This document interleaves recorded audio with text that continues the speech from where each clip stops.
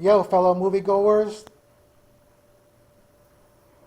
my name is George Estremera, and today we're going to talk about uh, the shoot 'em up action revenge film John Wick, in which Keanu Reeves plays a widowed former hitman, and he wants to take care of some people that have taken everything from him. So, considering, if only because action movies aren't all about acting, John Wick is played well enough by Keanu Reeves.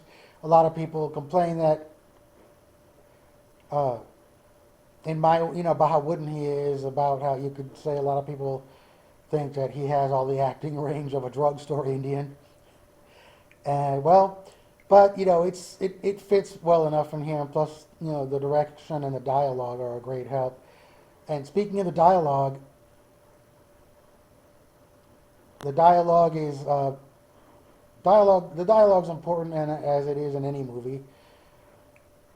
One thing I liked about the dialogue is there's a little bit of dry humor from very often, just a little bit of dry humor very often, and the dialogue kind of shows us a lot of things about John Wick's old stomping grounds from when he used to be an assassin.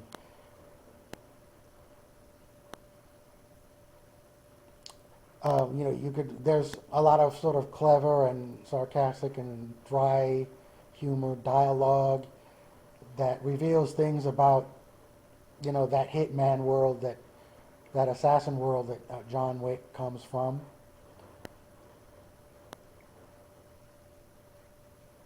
And basically the acting is uniformly well done for this kind of movie. The crime boss Vigo of the Russian mob, he's well played because he gets it across that he has a sort of respectful caution, probably, and I think a respectful fear of John Wick.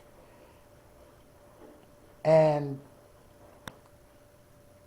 he tends to not be not be over the top. Some actors can't pull that off. Edward James almost did a good job of it as the lieutenant on Miami Vice. And in the first Iron Eagle movie, I always noticed the bad guy tried, and I didn't think very successfully, to try to be quietly menacing, but he kind of seemed more like he was falling asleep or something. But this, the crime boss in this movie.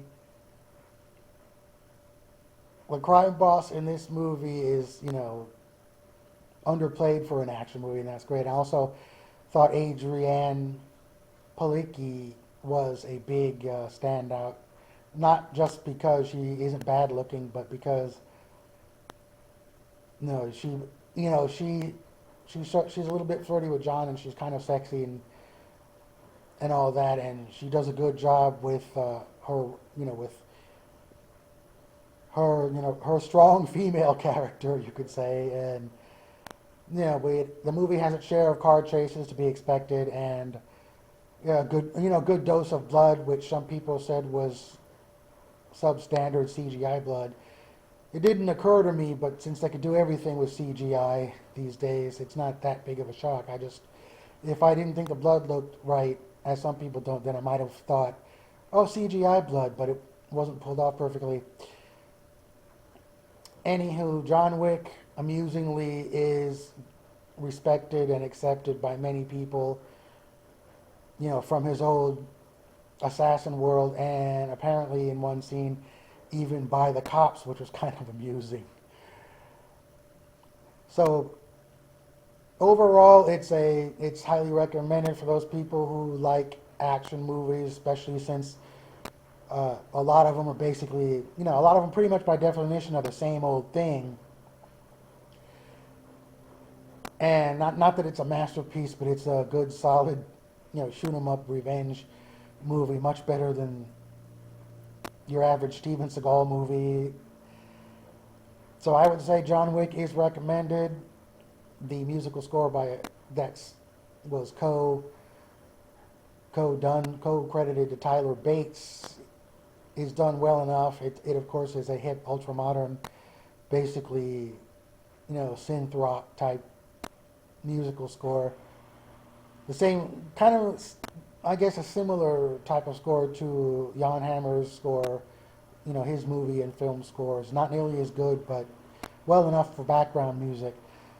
In summary, John Wick it's well done. It is unpretentious, I think. I don't know who would agree or disagree with that, but it's unpretentious. It's a straight ahead action movie, and it has enough of an emotional grip, which is actually important in these revenge movies. Otherwise, you don't really care how he gets his revenge, if he gets his revenge, or who he gets his revenge on. So anyway, check it out, and we'll see you at the movies.